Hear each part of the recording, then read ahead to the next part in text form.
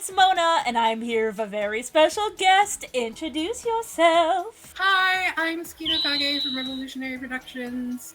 I'm sure Mona has talked about our group channel on her show a couple times.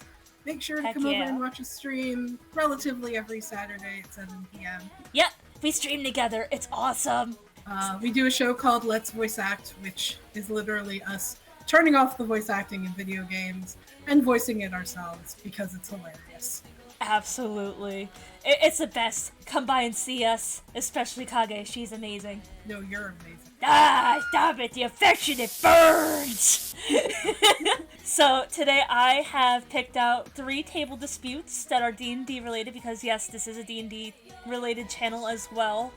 I know it may not seem that way because I play a little heck ton of video games. Almost forgot to censor myself. So tonight, we are going to solve some disputes. Are you ready, Kage? I am ready. Hit me with these disputes. Alright, I chose some good ones because the first one we're reading is, Am I the Problem? You want to read first or should I? It's your show. Why don't you go first? Okay, cool beans. I'm running a Wild West campaign for my party and it's been troublesome. Everywhere they go, I set up a town or encounter depending. They have no direct story they need to follow and are open to the choices of good or evil. In recent, they have been trying to solve this zombie plague outbreak. They tracked it down to an old abandoned mine out in the desert. On their way, they fight a zombified Paul Bunyan, flesh giant, and his blue ox. That's amazing. That's my game vibes. It would be a hard fight, but not a boss fight. 2 party members die in the fight as the party thinks 20 armed strikes on the giant's balls. It's funny. Maybe a little funny. I'm sorry. I understand it would be funny once, but multiple times and a difficulty multiplier because he's a giant annoyed me. They get to the mine, small town outside, and they had to help the people defeat some zombies coming from the mine. I thought that said anime. The townsfolk give them all new weapons, or slightly better guns, but nothing major. They don't roleplay with any townfolk, just listen and leave. They have to cross a rickety old bridge to get to the mine. If they roll perception, they notice it can't be crossed by more than one person at a time. I ask how they cross individually. The gunslinger charges across alone as he's bold, personality in game. The others cross as a group and have to make a con save. 4 succeed, 1 falls, take damage, and the others help him up. They go in and see a boulder block the rest of the path, and they grab a pickaxe and mine through it. It's a Galibdur. What? A Galibdur? Hold on. Pretty sure that's a monster in D&D. Okay. Yeah, it's a big rock. It's a big rock monster. Oh, okay. It's like the dude from that one thing that's like, my hands want to create, but I only destroy or whatever. Was that Never-Ending Story? Yes. Oh my god, I got it right! Yay! I think. I'm pretty sure that was Never-Ending Story. That might be wrong, but I'm pretty sure, and if you're pretty sure, that's good enough for me. Anyway. It's been a long time since I've read that book or seen that movie. Right? Oh, we should watch it one night. That'd be great. They kill it easily. They push through zombies pretty easily, get stuck on a puzzle for 20 minutes, get past it, get to the loot room. They all rush in trying to get first dibs, ignoring my description of the crumbling floor. The floor drops under them and into a large water pool. They get up and notice a large emerald floating in the air. The gunslinger shoots it 6 times with a natural 20 and knocks it over. It shatters but reforms into a stone golem. Party struggles with low rolls and not high damage outputs. I use d6 for which one the monster targets unless if someone is in melee with them. Our druid wild shapes into a regular horse. Why? I mean, horses can fight. Oh yeah, yeah, that's true. I always just figured it's just like it's a herbivore, but that was like, oh wait, no. Not what I would choose for combat, but you know. It's a horse! It's a My Little Pony! No, we don't know if it was a My Little Pony or just normal horse. Yeah, Papa, thank you. Golem mystifies it into a red dust with a natural 20 and 18 damage. They kill the golem, get the large emerald they could steal and 10 smaller ones, curing the plague. The druid is mad at me because 2 sessions in a row their OC is killed. I'm not targeting the druid in any way, but punching Paul Bunyan in the balls and transforming into a horse is not a good idea to live long. I tried my best, but I'm starting not to like the campaign. This is a doozy. Okay. Oh my gosh. Did you feel like... did you feel the anxiety coming off this poster, or was that just me? I feel like it's a bit of you're both the problem here. Yeah, no, same, but you go first. Well, my first question would be, is this their first time playing a druid? Yeah. Because if this is their first time playing a druid, and if this is like, you said it's 2 sessions in a row that their character is killed. So obviously this is a new character. It could potentially be a new class that they're not as familiar with. I think as a DM, I would have given them a little bit of leniency. Yeah. Especially if it's a new class. They may not be 100% on that character or that class just yet. Also, just personally, when I kill a player character and then they come back with a new character, I give them kind of like a death plot protection kind of device for a few sessions. Just, because I don't want to immediately turn around and kill them again. Yeah, no, definitely. Also, this is a me thing, and honestly, Kage has been in my games, so she knows. I have trouble balancing encounters too, so it sounds like maybe this DM is having the same problem? Question mark? That's possible. I know I had trouble balancing combat when I first started. I certainly had groups of monsters that were either way overpowered or way underpowered, and in the end, the party either tore through them, and I had to scramble and pull up another fight so that they didn't get through the dungeon too quickly, or I had to give them some kind of Deus Ex Machina. Yeah, exactly. There's also a lot of context missing. Like, you said that punching the giant in the balls, which, okay, obviously, that's gonna get annoying after a while if you're just like, haha, I punch him in the balls! And then it's like, haha, yeah! And then after, like, the 10th time, haha, I punch him in the balls! It's like, ugh. But... I mean, yeah, that joke can get old kind of fast. But, I mean, are you giving them extra damage because it's a weak point? If you're not giving them extra damage, then it shouldn't really be a problem that that's what they're doing. They can run the joke to hell, but it's not going to change the amount of damage. Yeah, exactly. And plus, when you say that he transformed into a horse and that's not a good thing to live by, did they do anything in battle? Or did they just go, ha, I turned into a horse, and are just running around while everybody else is doing the heavy lifting? You know what I mean? Yeah, like, druids keep certain stats when they transform into their wild shape. I don't think a horse is a good enough CR to handle this kind of monster. But then again, depending on their level, this is...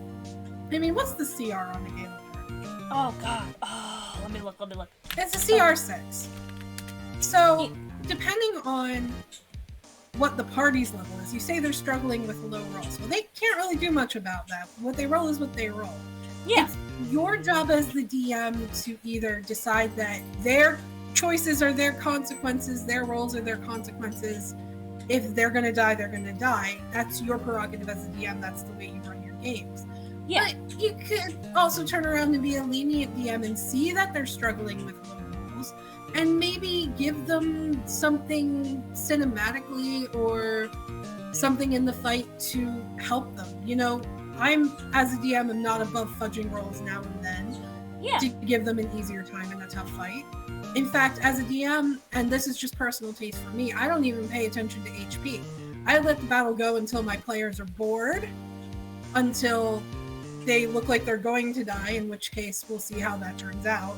Yeah. Or I tend to not let TPKs happen in my games, especially since I'm running a Strixhaven flavored game currently. I have outs where teachers will come in and rescue the students if they all fall unconscious. Love that game, by the way. But it's your job as a DM to decide how you're going to handle the situation. If you're just going to rules lawyer it and let them die, then let them die, and that's the players that have to deal with it. And if they don't like the way that your games play, then they don't like the way that your games play, and they need to find a different game. Ultimately, the game should be fun for all parties. Exactly. So it seems like it's a little bit on everyone's part, but mostly I feel like the players aren't vibing as much with the DM's play style, maybe, would you say? Like, definitely, it's like kind of like a contrast in interest. Thank you, Bird. Very cool. Here's another context that would have been nice, like, to know before the story went in. Did you have a session 0 with your players to discuss what type of Session 0? Because if they went into it thinking that it wasn't a serious game, then they're not going to treat it as a serious game. It looks like OP said that when the druid first died, he talked to the druid and said that he would take the game more seriously. So I'm guessing the whole yeah, I can talk. The whole horse incident happened after that. So it seems like there was communication there, but it didn't really work. Yeah, so in that case, either the player doesn't care, or the player's not taking the game seriously enough, in which case, maybe have another discussion with the player and tell them that they're not vibing with the game and they need to consider stepping out. Yeah. I've had to do that before. If not all the players are vibing, if they're not, vibing with the type of game you want to play, then maybe that's not the type of game they should be playing. And that's not anyone's fault. It's just, the way that people tend to either get along or not get along. Yeah, and going off of that, you don't even really need it to be like a big thing. Like when you did it wasn't a big thing. It was just like, hey, it doesn't seem like this game is really your thing. You can step out if you want and then be in the next game if it's more your speed. Like something like that. It doesn't have to be like a big... Yeah, I've had to ask players to back out before, for personal reasons and for reasons of I just had too many players and couldn't handle it. Yeah, exactly. So it comes down to it that if there's not enough good communication between the two of you, then somebody needs to take a step back. If you're not enjoying the game anymore, then maybe take a step back and discuss with your players the type of game they would prefer to see. And if that's not the type of game you want to run, then find different players. Exactly. Okay, so with these, I wanted to have maybe a fake-o-meter, because sometimes, YouTubers read these stories and they just sound super fake and it's not really addressed, but this is definitely a real story, because this is something that happens all the time. Yeah, this sounds very real to me.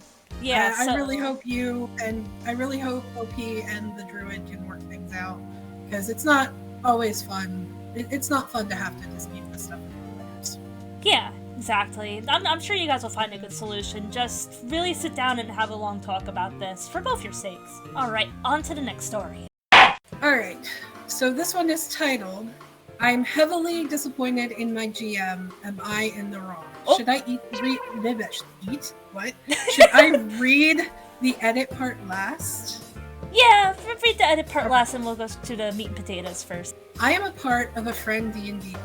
We are all relatively close, few couples, few childhood friends, and so on. Wow, that sounds like our group. Right, I was just thinking that. We have several GMs in our group and play several campaigns. Recently, we started a new hardcore survival campaign. Oh, okay. The GM decided on the alternative, harder encumbrance rules for it to be more realistic. Told us to buy equipment instead of taking the starting ones, so we can actually try to outsmart him in terms of survival. It was super fun to budget everything and think about how to allocate the weight, etc. I even managed to budget for an ox and a cart. I specifically took tools proficiency that let me build on top of that, and I actually researched primitive survival tactics to prepare for the campaign. The GM was kind enough to warn me not to take a certain spell without explaining why exactly, but I guess that there might be curses directly against it. It's a GM who really likes secrets and mystery, so that was very nice. I've spent a really long time preparing all this stuff. I really enjoyed it and was excited to use the resources I got. At the end of session 1, a natural disaster fell on us. We only had time to save a few oxen, and GM very strictly stated that we cannot save the cart. OP, you tried to wade the river. Sorry, I had to. We only managed to get one backpack I've prepared for hunting. I had 2 backpacks. One I planned to prepare for day trips with stuff that I might need. The other had things like basic fishing equipment and tinderbox. Later, it turned out that the only path we could have taken would only fit the oxen, not the cart. It was also a very cool lore exposure kind of place, which from my GMing experience tells me that it was fully panned with the knowledge that even without a natural disaster, my cart could not fit. which makes me think that the GM knew all along that getting that cart was pointless, and also since all my things were on the cart, not on the oxen, I would lose everything save for the clothes and weapons I had on. He did not even allow me to retrospectively prepare the other backpack so that I'm not completely lost. I'm out of food and my ox is out of feed, in a hardcore survival setting. Before session 2, my friends told me not to worry and to trust the process, that he would not be such an asshole as to take away all my stuff. Now they're telling me that he will find a way to give them back. The GM has extremely trolly sense of humor, so he might be baiting me, but just as well he might be thinking that this is a completely fair consequence. There are 2 problems with this. I'm a very bad person to bait. I don't find it funny. I always react and cannot stop the negative emotions that are coming from it. The second problem is that by now I don't trust the GM not to waste my time and effort. Not to mention not to take away my fun by pointlessly frustrating me and spoiling the excitement I had for the survival aspect of the game. I've been through 69 stages of grief by now. By the end of session 1, I was angry and frustrated. By the end of session 2, I was numb even though I wanted to feel something. I only felt disappointment. Now, a few days later, I'm just kind of sad and disappointed and frankly rather discouraged from continuing the campaign. I really like the character I've made for this campaign. He's the first of my characters to really have a strong identity and personality. There's a story and a mystery and all the shit that I want to explore and tell. But now, to be honest, I'm considering leaving the campaign if I'm going to be punished for trying too hard. I don't understand why he would warn me against a spell, but not against a thing that would make me lose all my stuff. All this considering, am I in the wrong? Am I oversensitive or too demanding? Maybe I'm missing something and there is no reason to worry or feel this way. Okay, there's a lot to unpack. Yeah, Where to begin? So, this sounds like a player who did a lot of research for this campaign, who really got into the genre and really wanted to take what they had and what they could do and start out in a good place. I wouldn't say they're min-maxer. I've met min-maxers. This is not the same thing. This is someone who was excited and really went hard with starting the game. Oh yeah, totally. And I feel like the GM wasn't prepared for it. No. So instead of coming up with contingencies around this cart, around the extra tools that you had, they just decided to stonewall. Yeah, and... So this... Sorry, go ahead. No, you. It's your show, go ahead. You! Okay. Sorry, YouTube, this is a constant between the 2 of us. The fact that this GM warned you about the spell, and at least had that, but then he allowed you to lose all your things, and the trolley sense of humor, I don't know, this whole thing is kind of screaming that, like, this is a huge butting heads type situation. Yeah, this very much screams to me that this is a GM who wanted things to go their way, and instead of going with the flow of what their players wanted to do, they were just gonna get rid of the things that could be detrimental to the story they wanted to tell. Yeah, no, that's railroading. And railroading is sometimes necessary, but that's a really hard specific sometimes. Because that sometimes should have a really good reason and stuff like that. Because when you railroad, just railroad. Something like this is just, he's mad that his players found a way around things and he doesn't want to come up with creative ways to not so much railroad you as challenge you. He doesn't want to give you that creative freedom. Yeah, no, and you should have that creative freedom. Creative freedom is what makes a game fun. And I really feel bad for OP that he feels like throwing away his character, because we've all had the character that we really love. Honestly, in this situation, I would suggest pulling your DM aside and talking to them. Yeah. And if, he gives you 100 reasons as to why you shouldn't be mad, and, and if he promises you all these things will be fixed in the future, hold them to it, because they can give you all the promises in the world and then turn around and not keep those promises, and you in the moment may feel, well, I don't want to cause a problem by bringing it up. Bring it up. Yeah, communicate. In the moment, bring it up so that they can't backpedal in front of the entire group. Exactly. Communication is super duper important, like the last story. I feel like the communication is the most important aspect. And if communication doesn't work, then you don't have to throw away your character, because you can find like another group or a GM that isn't like this. But that's like a last resort. I like to think that there's always a way to fix things and like make them work. And I feel and I hope, like I said with the last story, I really hope there was a session 0. Yeah. I really hope that if the GM had been planning, you're going to start from 0 with very little equipment, that they voiced that too. Rather than just been like, oh, this is an air of mystery. I'm going to give you all this hope with all of this equipment that you've built, and then just watch the hope slowly drain. Yeah. I think your feelings are very valid here, OP. But I also think that you should discuss it with the DM and try to figure out some type of compromise. Yeah.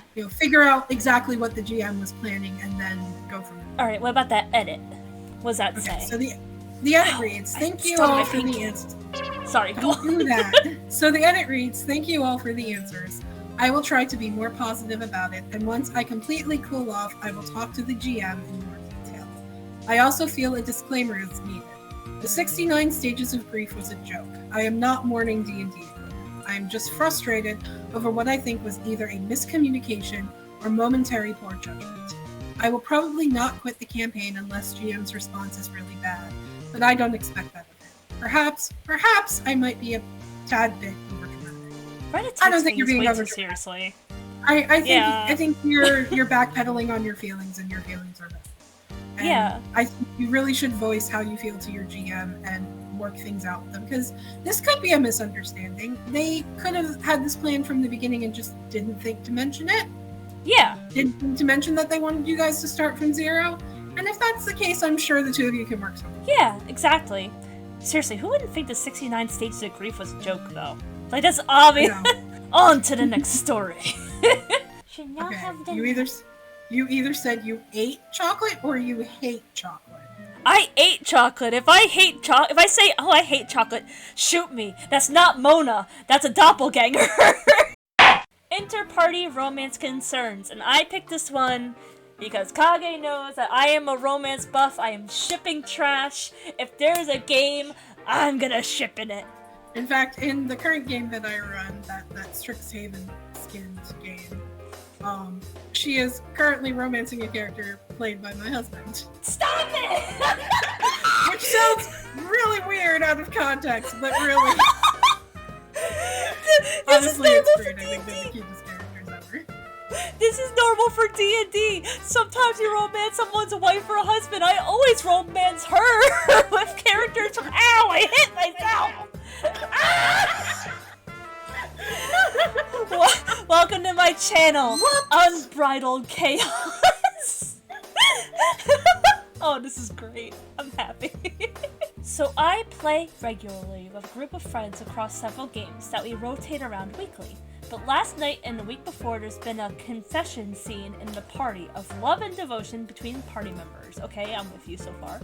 I personally find this sort of thing absolutely unlistenable, and from past experiences know that inter-party romance stuff never, ever works well. Well, okay, saving my thoughts till the end. Let alone 10+ minute diatribes that just go on and on about it. Thing is, both of these love confession things have come from the same guy towards different people in 2 different campaigns. Can I get any advice on how to bring this up to the group/DM to where maybe this won't be a 3 for 3 next week when we play?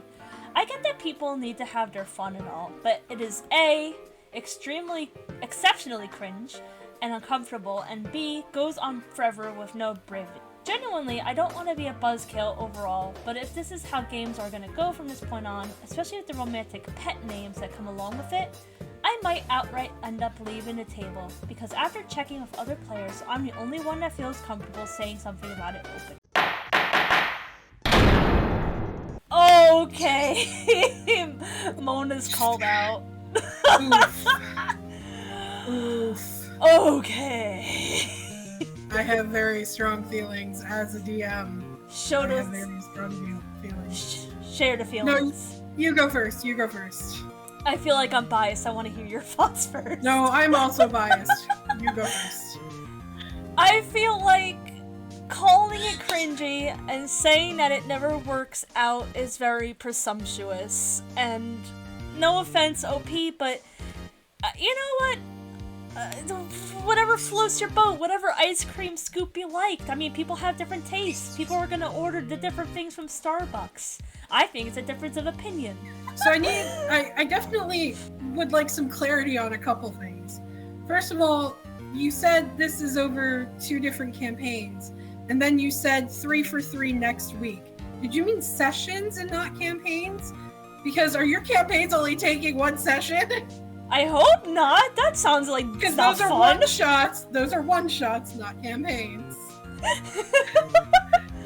Anyway, listen. If romance is not your thing in a game, did you bring this up during session 0? Again, we go back to session 0. Session 0! Did you bring this? Session 0 is so freaking important. Nice save. Hi, Mom. Hi, Mom! I know you're subscribed. Forgive me. Hi, Mom. If you comment, please don't use my real name. One of the things I specifically like to do in the session 0 is discuss what my players want to see from the game. I know you specifically, Mona, are very romance oriented when it comes to game, whether with other players or with NPCs. Oh yeah, and definitely. There are very cute confession scenes. I'm also very romance oriented as a player. I love seeing my character develop strong relationships with the NPCs or the players around them. Excuse me. And it's one of my favorite things to see, going from a first level character who is very naive or is very jaded into someone who understands and appreciates relationships. Everyone has different tastes.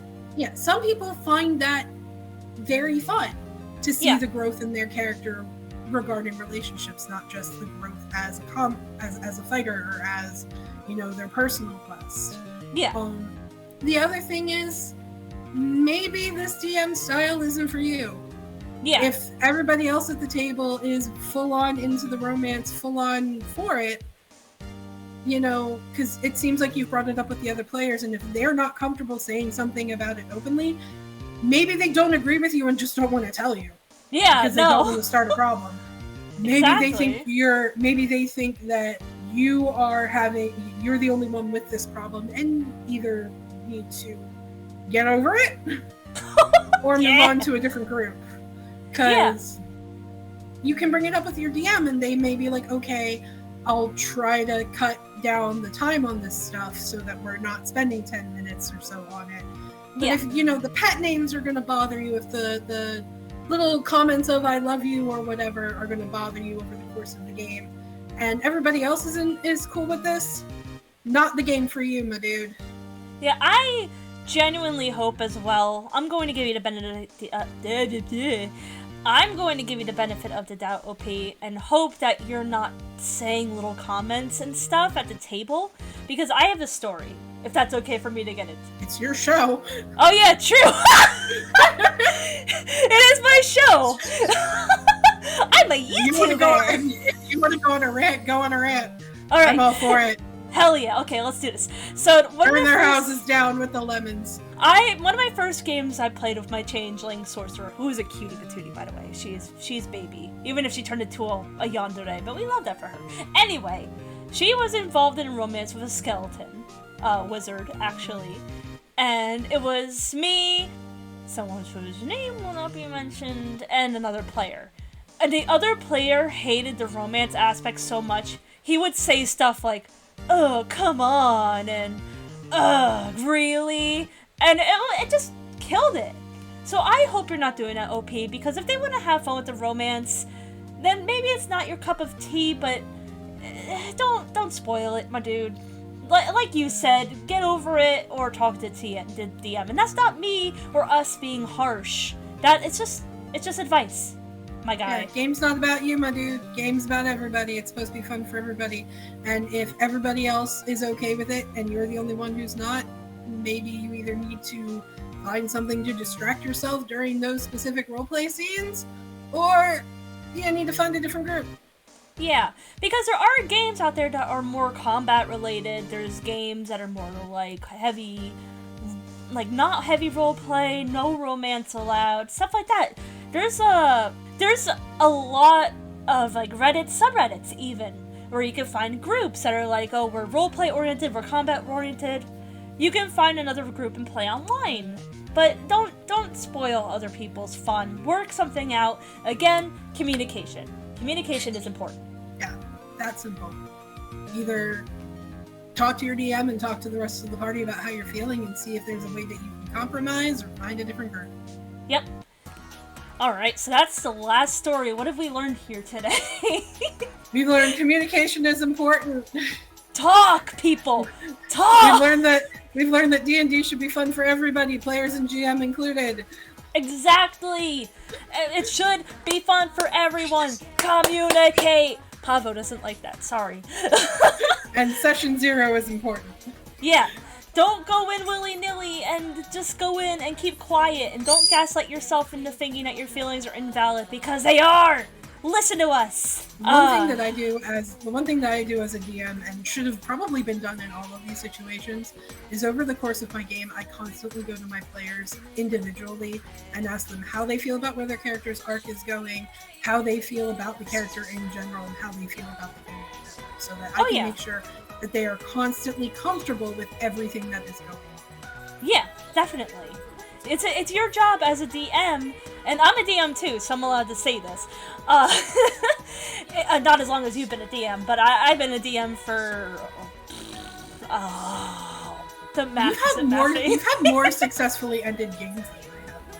Stop it! That doesn't matter. Shush, shush. You have beautiful face.